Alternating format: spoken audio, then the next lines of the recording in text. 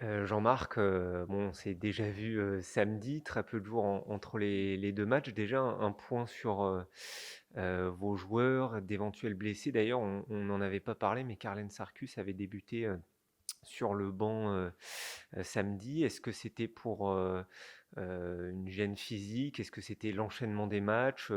Et voilà, comment vont tous vos autres joueurs, en général? Non, dans l'ensemble, le groupe est. On n'a pas de blessés à part Camara et Lloris, donc l'ensemble, tout le monde va à peu près bien.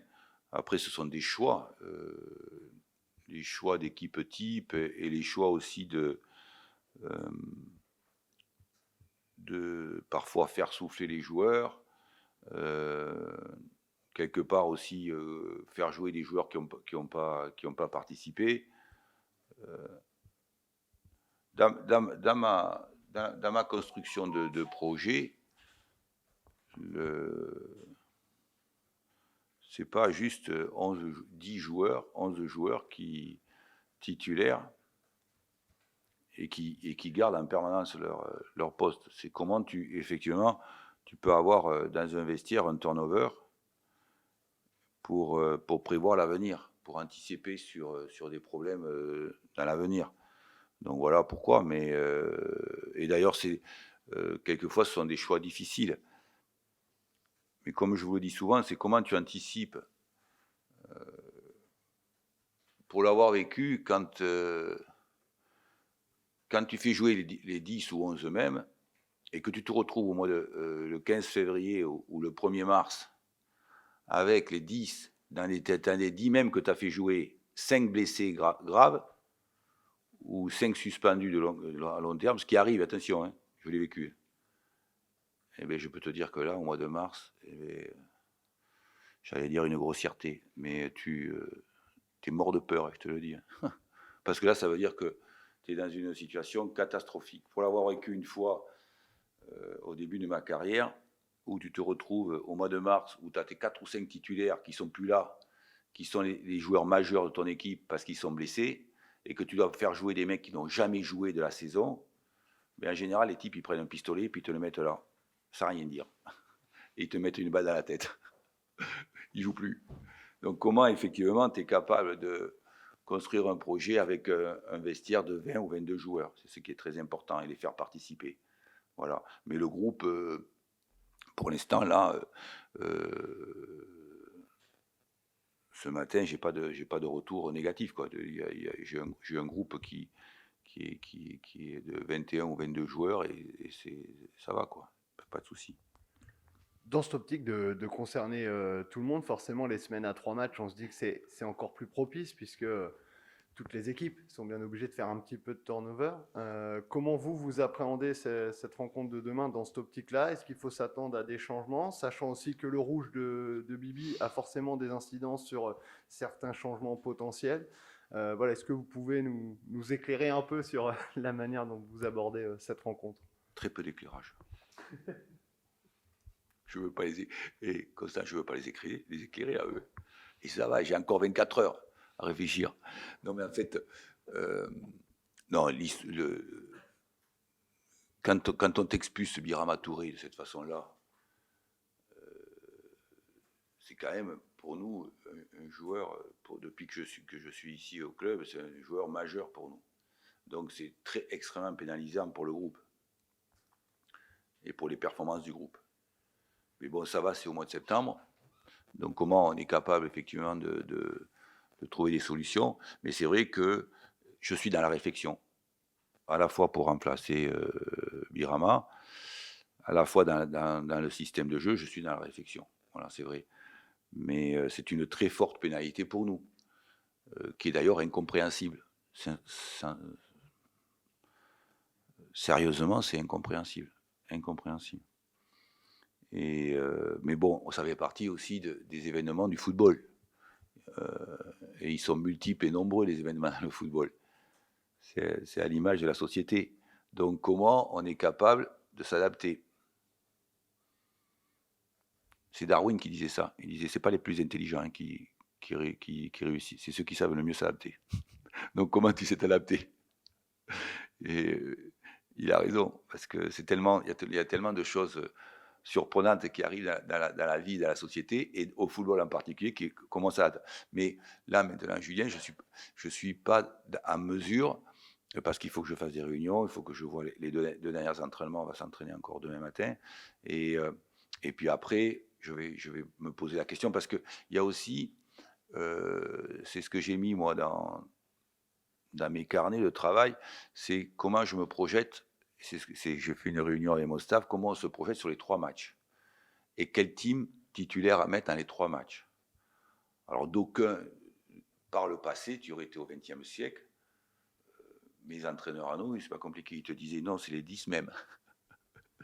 Enfin, les 11 mêmes avec le goal. Les 11 mêmes, mais tous les matchs, ils te faisaient ça. C'était trop rigolo.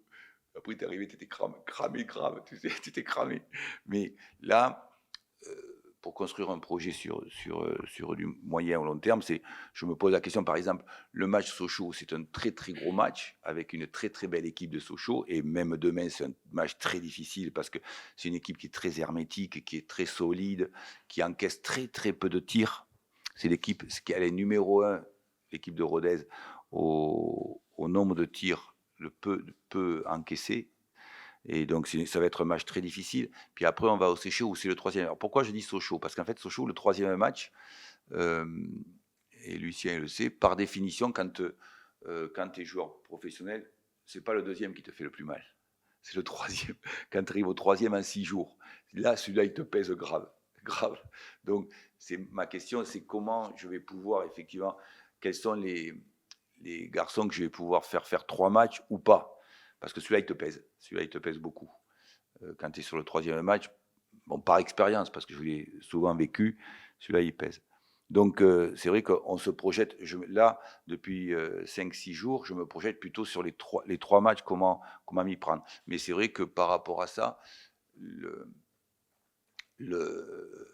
l'expulsion de Touré, je te garantis que je l'ai là. Grave, grave. Mais grave, je te le dis. Parce que je veux bien. Hein. Si Touré, si tu mets un coup de boule à l'adversaire, ou tu insultes l'adversaire, ou je sais pas, tu fais pareil à l'arbitre, là, je veux bien. Je veux bien. mais, mais là, le mec, il a quasiment rien fait du tout, et il sort et on peut pas l'utiliser. Et je trouve ça assez très injuste. Voilà. J'aurais voulu savoir votre regard sur les performances là, depuis 2 matchs de Mathias Autrette. On a l'impression que depuis son match où il a été absent à Nancy, il est un peu moins dans le rythme. Est-ce que vous êtes d'accord avec ce constat-là? Est-ce que ça peut s'expliquer aussi par cette blessure? Voilà, quel regard vous portez là-dessus? Sachant que c'est depuis 3 matchs là où véritablement Charbonnier a pris place en pointe de l'attaque. Et on se dit que eux deux ont une relation technique qui devrait peut-être un tout petit peu plus se voir que c'est le cas pour le moment. Oui, c'est vrai que c'est le problème que l'on connaît sur le plan du jeu offensif depuis 2 matchs. C'est effectivement la créativité et l'application de nos principes de jeu. Et c'est vrai que par rapport aux performances de Mati, qui est un joueur extrêmement doué, très talentueux, beaucoup de talent. Et je ne vais pas dire ici en public ce que je lui dis à lui en tête à tête, parce que je lui dis, toi tu aurais dû jouer 10 ans en Ligue 1, vu le talent que tu as.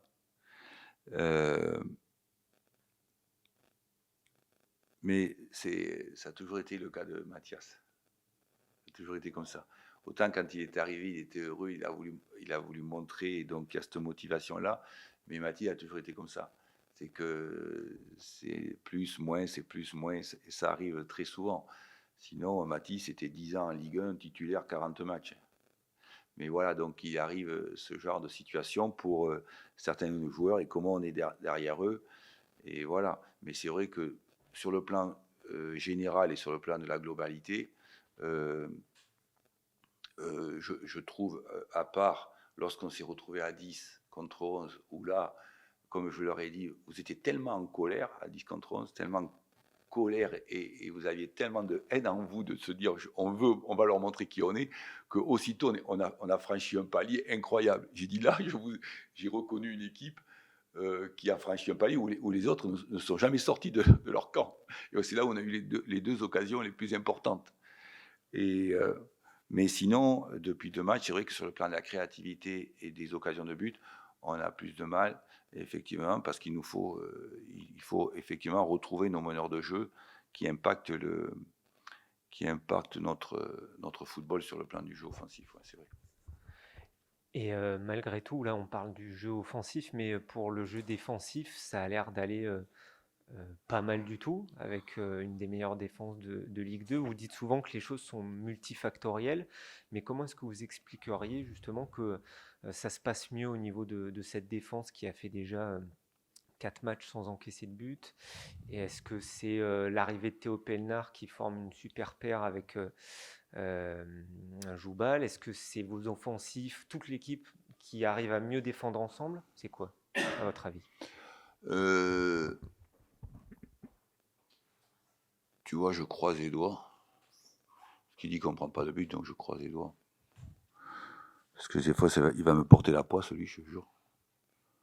Grave. Non, c'est pas. Sincèrement, je crois que sincèrement, à la fois, il y a l'apport des joueurs sur le plan. Ils sont arrivés sur les qualités des joueurs, qui est arrivé comme un Pellenard, mais c'est un ensemble de choses. C'est comme disait Johan Cruyff, si tu veux marquer des buts, il faut que tu aies les 4 meilleurs relanceurs derrière. Sinon, tu ne marques pas de but. Et c'est pareil sur le plan défensif. Si tu n'as pas des joueurs de ta première ligne offensive qui sont capables, ou des milieux de terrain capables de récupérer le ballon, tu peux encaisser des buts. Puis il y a également, alors il y a ça, il y a la qualité des joueurs, effectivement. Puis il y a aussi un travail, parce que moi j'ai été très fortement marqué la première saison que je suis arrivé par les datas que nous avions. J'étais effrayé, quoi. C'est-à-dire qu'on avait numéro 1 en possession, on avait les mêmes datas que Lens et Lorient qui sont montés en Ligue 1. Bon, il n'y a pas eu les 10 derniers matchs. Bon, à mon sens, c'est proprement scandaleux, ça. Parce que ça veut dire que, comme disait Jean-Michel Aulas, il a raison, autant supprimer complètement le championnat, si tu enlèves les derniers matchs. Mais on avait les mêmes datas que Lens et Lorient qui jouaient avec nous, sur le plan du jeu offensif. Et par contre, sur le plan du jeu défensif, un tir, c'était 2 ou 3 buts. Donc, ça veut dire que moi, on a beaucoup travaillé là-dessus. Tant sur le plan des vidéos, tant sur le plan du discours et sur le plan des entraînements. On a beaucoup travaillé là-dessus. Mais beaucoup, hein. C'était une obsession chez moi.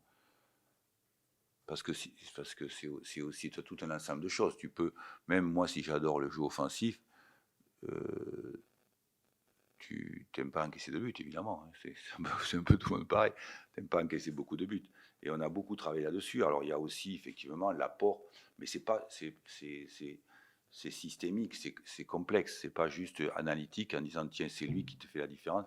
C'est tout un ensemble de choses. Effectivement, aussi les individus qui ont apporté un plus, et puis tout un ensemble de choses où on était obsédé par ça, complètement obsédé par certaines pratiques du jeu, même quand tu es dans le camp adversaire, certains fonctionnements du jeu qui te permettent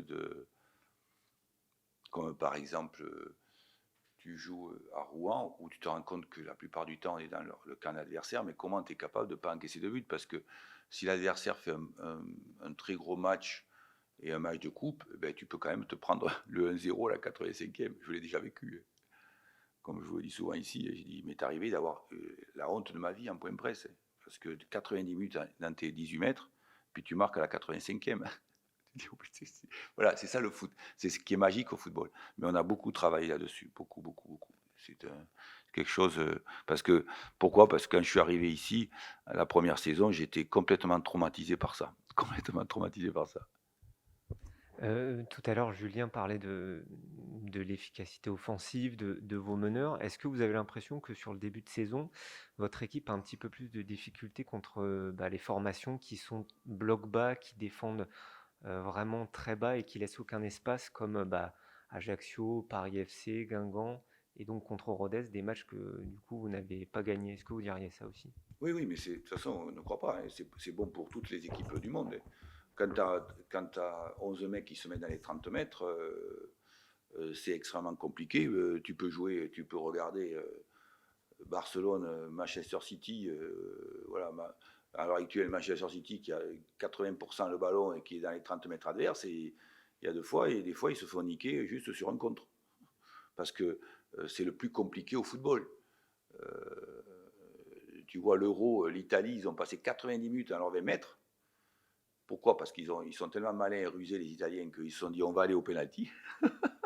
on va les amener au pénalty. Et puis voilà, ils les ont tordus au pénalty. Mais pourquoi? Et pourtant, les Espagnols, ils ont passé 1 heure et demie dans leur camp et arrivés, ils ne sont pas qualifiés. Parce que c'est le plus compliqué, c'est le plus dur. Si tu es capable, à force de travail et dans un projet, d'avoir une très grosse possession et de mettre l'adversaire dans ses 30 mètres et de gagner tous les matchs, alors ça veut dire que tu es intouchable. Parce que le jour où tu es dans les 30 mètres et que tu fais un contre ou deux, c'est mieux. Mais c'est vrai que c'est le plus compliqué et à l'heure actuelle, c'est là où on bloque un petit peu. Mais sincèrement, c'est en parfaite logique avec notre sport, hein. Il n'y a pas de quelque chose d'illogique là-dessus. Ça vaut pour toutes les équipes du monde et sur toute la planète. Le fait d'avoir, quand tu prends le jeu à ton compte, après tu peux avoir d'autres philosophies et dire, ben, nous aussi on joue pas. Bon, ben alors tu joues à huis clos, hein. Et puis après, quel projet tu as, quelle envie tu as, qu'est-ce que tu mets comme projet en place, comment tu veux faire adhérer les gens à ton identité, ça c'est autre chose, tu vois ce que je veux dire. Mais tu peux aussi être entraîneur et dire, ben, puisqu'eux ils jouent pas, nous non plus on joue pas et on fait des contres. Bon, c'est pas du tout ma philosophie, il faut changer de coach. Et si tu veux autre chose, il faut changer de coach. Parce que moi, voilà, mon idée, c'est de prendre le ballon et de faire du jeu offensif et puis de voir comment on peut effectivement. Mais c'est le plus dur en ce moment, c'est vrai qu'on bloque là-dessus. On bloque un peu là-dessus. Mais c'est lié à tout un ensemble de choses, dont ce que vous avez évoqué en début de point presse. C'est que voilà, et comment on élève notre niveau individuellement, etc. Voilà. Puis il y a aussi le fait que Charbot est rentré, vous avez vu, c'est un contre qu'on a gagné, mais après comment aussi, avec Gaëtan Charbonnier et Gaëtan Perrin, on est capable d'avoir encore plus de complicité. Et là, c'est pas le cas, ils viennent juste d'arriver, les gars. Et souvent, quand le jeu offensif, c'est le plus compliqué. C'est comment tu as de la complicité, de la complémentarité. Voilà. Et à partir de là, c'est comme ça que tu vas franchir des paliers au fil des semaines et au fil des mois. Mais c'est vrai que le plus dur, c'est ça dans le foot, hein. C'est dur, c'est pas dur que pour la GIA qui est en Ligue 2, c'est même dur pour ceux qui font la Ligue des Champions et qui sont dans les voilà, ou l'Euro, comme je vous ai cité l'exemple avec le match que vous avez tous vu, Espagne-Italie, demi-finale, c'est ça, c'est demi-finale, voilà. Ben, t'as vu, si tu regardes, tu dis bon, si tu dois miser, tu dis ben, normalement, qui c'est qui aurait dû se qualifier? On dit 12, c'est l'Espagne. Ben non. Voilà, c'est ça le foot, c'est ça qui est magique. Parce que demain, ce sera forcément sur le papier un match qui risque de ressembler à ça. C'est notamment une défense à 5. C'est les deux derniers matchs à la mi-temps, vous êtes passé à 2 devant, vous avez tenté. Ça peut être aussi une des solutions par le passé face aux défenses à 5. Vous avez à plusieurs reprises mis par exemple des attaques à 2 pointes entre guillemets. Mais c'est vrai qu'avec Charbonnier, on ne sait pas est-ce que c'est un attaquant qui ça peut fonctionner avec un deuxième véritable attaquant. Oui, c'est vrai, c'est vrai. C'est vrai. C'est ce qu'on a fait aussi en rentrant de deuxième mi-temps à Rouen. Mais c'est vrai que ce point de vue-là, avec la force de l'habitude du jeu, moi je l'ai fait souvent quand on est allé à Dunkerque, quand on est allé le dernier match à Sochaux l'année dernière, avec Rémi Dugimon et Le Bihan, parce qu'ils se connaissaient par cœur.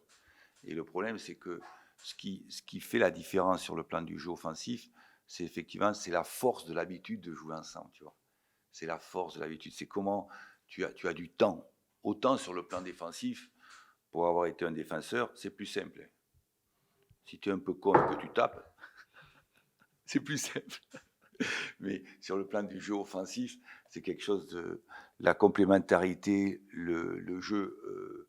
Je te dis pas dribbler les joueurs. Je te dis comment tu es capable, effectivement, à 2, à 3, de créer des triangles, de trouver de la profondeur, de trouver des décalages. Mais ça, il te faut du temps. Et je pense que on peut espérer qu'au fil des matchs, au fil du temps de jeu, on ait quelque chose de meilleur. Vois-tu. Mais il est possible aussi qu'effectivement, ça m'arrive, tout en gardant nos protocoles de jeu, ça m'arrive très souvent, effectivement, quand je vois que ça évolue pas comme je veux, de passer à 2 attaquants, d'évoluer, de changer. Ouais, c'est vrai, c'est vrai.